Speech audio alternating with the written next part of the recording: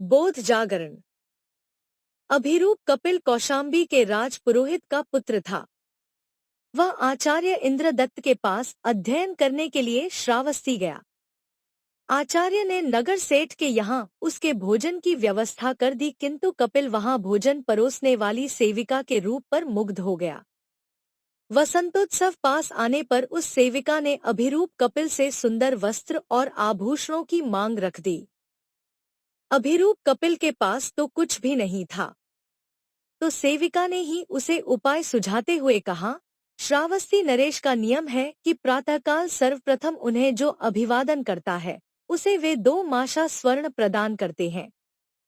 तुम प्रयत्न कर सकते हो।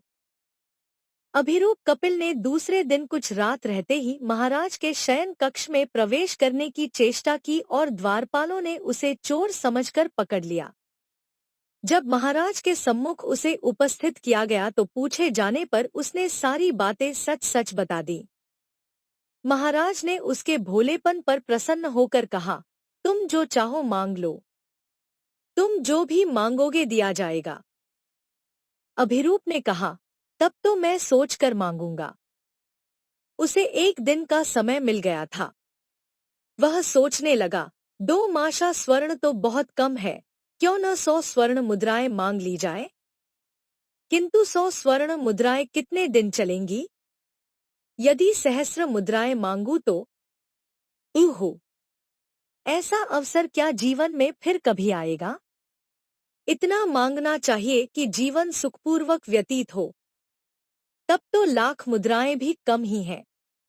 1 कोटि स्वर्ण मुद्राएं ठीक होंगी। वह सोचता रहा और उसके मन में नए नए अभाव पैदा होते गए। उसकी कामनाएं बढ़ती गईं। दूसरे दिन जब वह महाराज के सम्मुख उपस्थित हुआ तब उसने मांग की, आप अपना पूरा राज्य मुझे दे दें। श्रावस्ती नरेश के कोई संतान नहीं थी। वे धर्मात्मा नरेश किसी योग्य व्यक्ति को राज्य सौंप कर वन में तपस्या करने जाने का निश्चय कर चुके थे।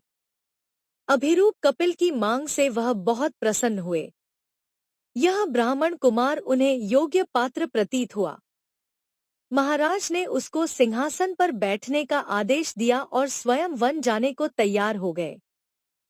महाराज ने कहा, द्विज कुमार, तुमने मेरा उद्धार कर दिया।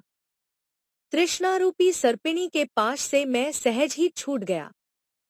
कामनाओं का अथाह कूप भरते भरते मेरा जीवन समाप्त ही हो चला था। विषयों की तृष्णा रूपी दलदल में पड़ा प्राणी उससे पृथक हो जाए, यह उसका बड़ा सौभाग्य है। अभिरूप कपिल को जैसे झटका लगा। उसका विवेक जागृत हो गया। वह बोला, महाराज, आप अपना राज्य अपने पास ही रखें। मुझे आपका 2 माशा स्वर्ण भी नहीं चाहिए।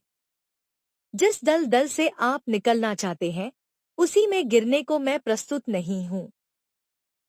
अभिरूप कपिल वहां से चल पड़ा। अब वह निर्द्वंद्व, निश्चिंत और प्रसन्न था। कहानी समाप्त हुई। कहानी आपको कैसी लगी?